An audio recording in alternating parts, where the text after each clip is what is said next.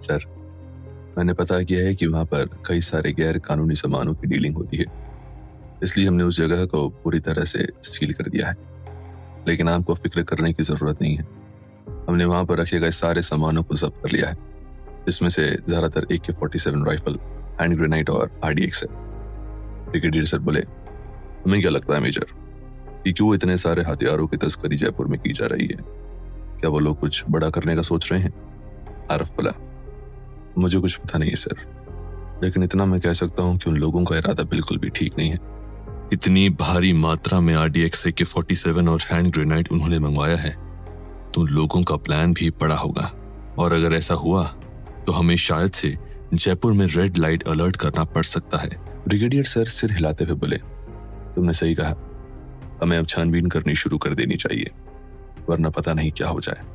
दूसरी तरफ एक बुजुर्ग ने अपने हाथ की चाय दीवार पर फेंक कर मारी और कहा, किसकी हिम्मत हुई जिसने मेरा माल लूटा है? ऐसा कौन जयपुर में पैदा हो गया है जिसने मेरी एरिया में आकर मेरा माल लूटा है? पता करवा आखिर कौन है वो जिसने मेरा नुकसान किया है। मैं उसे जिंदा नहीं छोड़ूंगा। एक लड़का घबराते हुए बोला, जी बॉस, अभी पता करते हैं कि आखिर कौन थे वो लोग जिन्होंने हमारे माल पर अपनी गंदी नजर डाली है। हम उसकी आंखें फोड़ देंगे। इधर आज राहुल को क्या मन हुआ कि वो आदित्य के साथ शॉपिंग करने के लिए शॉपिंग मॉल चला गया। जयपुर में कई सारे राजघराने होने के कारण से वहां का शॉपिंग मॉल भी बहुत ही शानदार दिखाई पड़ता है और वहां पर पाए जाने वाले सामान भी बहुत कीमती होते थे। ऐसे में किसी भी मिडिल क्लास व्यक्ति का मॉल के अंदर आना उसकी सालों की मेहनत एक बार में उड़ाने के बराबर हो सकती है। आदित्य राहुल को देखकर बोला, क्या बात है भाई, आज आप शॉपिंग करने के लिए मुझे अपने साथ लेकर आए हैं? इससे पहले तो आप मुझे अपने साथ कभी नहीं लाए, फिर आज क्या हो गया आपको? राहुल उसे घूर कर बोला, मुंह बंद करो और चुपचाप से मेरे साथ चलो, समझे ना? उसकी ऐसी कड़वी बातें सुनकर आदित्य चुपचाप उसके साथ चलने लगा। राहुल अपने लिए कुछ बिजनेस सूट खरीदने लगा। ये देखकर आदित्य मन में बोला, आखिर इन्हें क्या हो गया है कि ये आज बिजनेस सूट खरीदने के लिए शॉपिंग मॉल में आए हैं? क्योंकि राहुल भैया तो हर समय कोट पैंट टेलर से सिलवा कर पहनते हैं, लेकिन आज इन्होंने खुद खरीदने की सोची। क्या बात है भाई?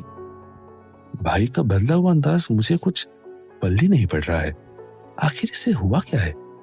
आदित्य के मन में इस वक्त कई सारे सवाल चल रहे थे।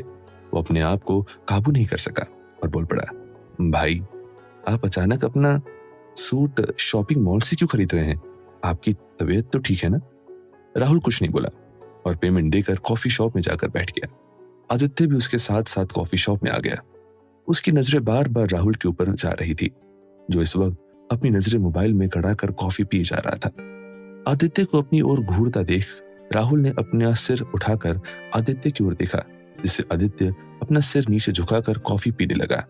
तभी अचानक एक आदमी उन दोनों के सामने आकर खड़ा हो गया। वो आदमी बोला, चुपचाप मेरे साथ चलो, वरना। ये बोलकर वो अपनी कमर की ओर इशारा करने लगा, जहां पर एक बंदूक दिखाई पड़ रही थी। उसने उन दोनों को इधर उधर देखने को कहा तो वहां पर उसके आदमी उन दोनों की ओर नजरें गड़ाए उन्हें देख रहे थे। राहुल और आदित्य दोनों ही एक दूसरे की ओर देखने लगे। आदित्य बोला, हम क्यों चले आपके साथ, और आप है कौन? मैं आप लोगों को नहीं पहचानता हूँ। वो आदमी थोड़ी ऊंची आवाज से बोला, अगर तुम दोनों मेरे साथ नहीं चले तो शायद ही अपने परिवार वालों से मिल पाओगे। इतना सुनकर दोनों ही चुपचाप खड़े होकर उनके साथ चलने लगे। इत्तेफाक कहा जाए या फिर किस्मत का खेल, शिखा अपने दोस्तों के साथ उसी कैफे की ओर आ रही थी। उसकी नजरें राहुल पर पड़ी, जो किसी अनजान आदमी के साथ उसके साथ जा रहा था। ये देखकर उसने अपने दोस्तों को इशारा किया और उसके आगे जाकर खड़ी हो गई और बोली, तुम्हें क्या लगा तुम हमसे बचकर निकल जाओगे? बच्चों, इतना आसान नहीं है हमसे बचकर जाना। आज तो हम तुम्हें नहीं छोड़ेंगे। ये बोलकर वो अपनी मुट्ठी राहुल की ओर करने के लिए तैयार हो रही थी कि वो अनजान आदमी उसके सामने आकर खड़ा हो गया और बोला, लगता है तुम दोनों का बहुत ही पुराना रिश्ता है, चलो तुम्हें भी हम लेकर चलते हैं। शिखा को कुछ समझ में नहीं आया कि तभी उस अनजान आदमी ने अपनी कमर की ओर उन सबको इशारा करते हुए दिखाया, जहां पर उसने बंदूक रखी थी। जैसे ही शिखा चिल्लाने वाली थी तभी कुछ आदमी उनके चारों तरफ आकर खड़े हो गए। ये देखकर शिखा ने अपना मुंह बंद कर लिया और उनके साथ जाने के लिए तैयार हो गई। उनका हेड बोला, अगर तुम लोगों ने चिल्लाने की कोशिश की तुम्हारे साथ साथ यहाँ पर मौजूद सभी लोग मारे जाएंगे। ये सुनकर सभी घबरा गए और एक दूसरे की ओर देखने लगे। आदित्य राहुल के पीछे खड़ा होकर बोला, भाई हम किस मुसीबत में पड़ गए, अब क्या होगा हमारे साथ? कहीं ये लोग हमें मार तो नहीं देंगे ना? आखिर हमसे चाहते क्या है? राहुल आदित्य को शांत करते हुए बोला, घबराओ मत, ना ही हमने इनका कुछ बिगाड़ा है और ना ही इन्होंने हमें मारा। शायद इन लोगों को हमसे कुछ चाहिए, इसलिए लोग हमें किडनैप कर रहे हैं।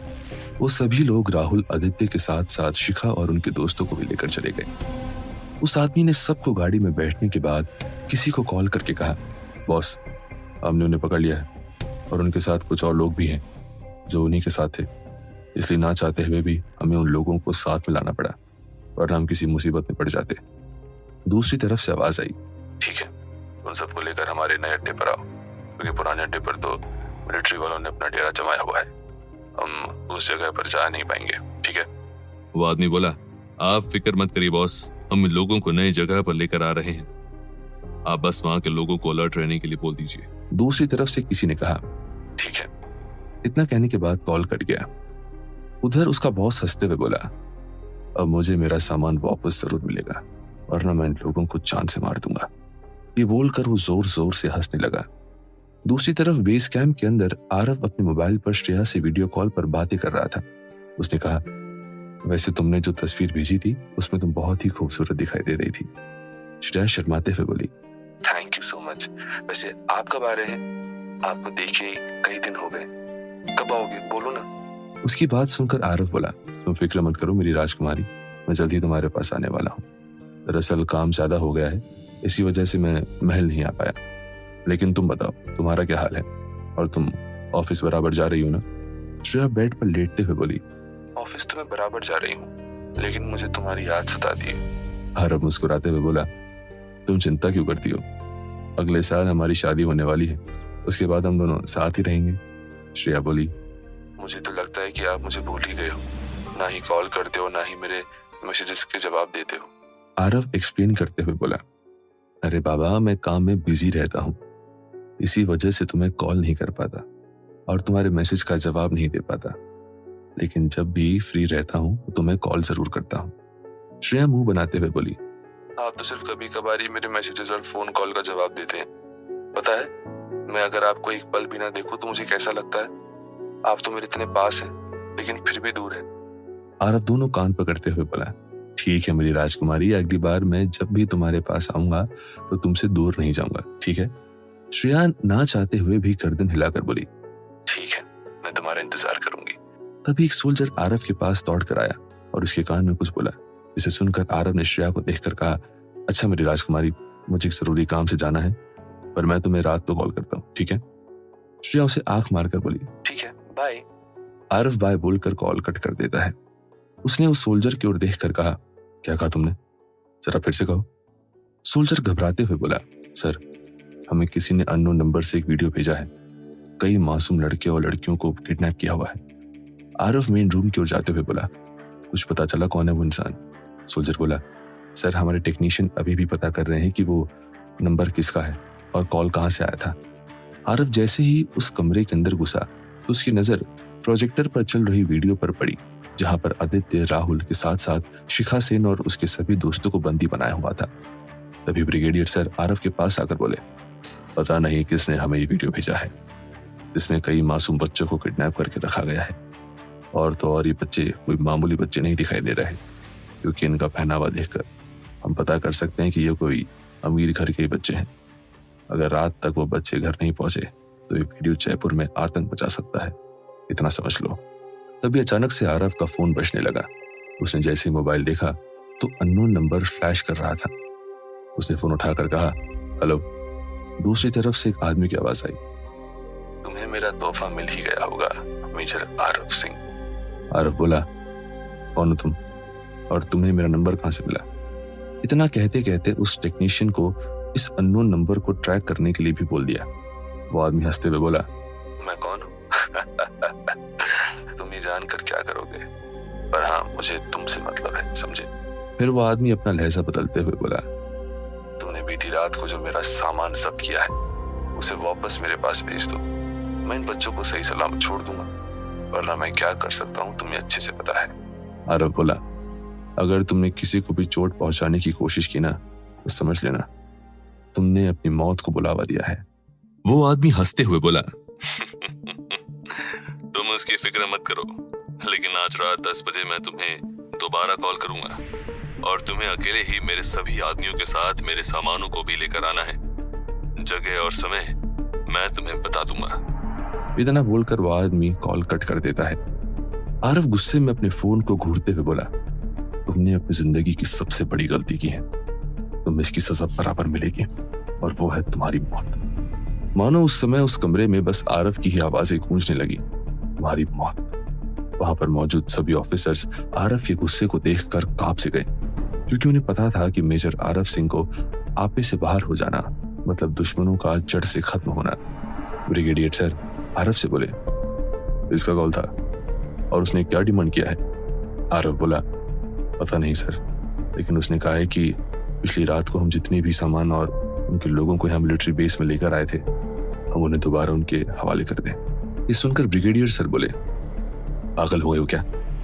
अगर हम उन्हें सभी हथियार को वापस दे देंगे तो तुम सोच भी नहीं सकते कि कितनी तबाही हो सकती है।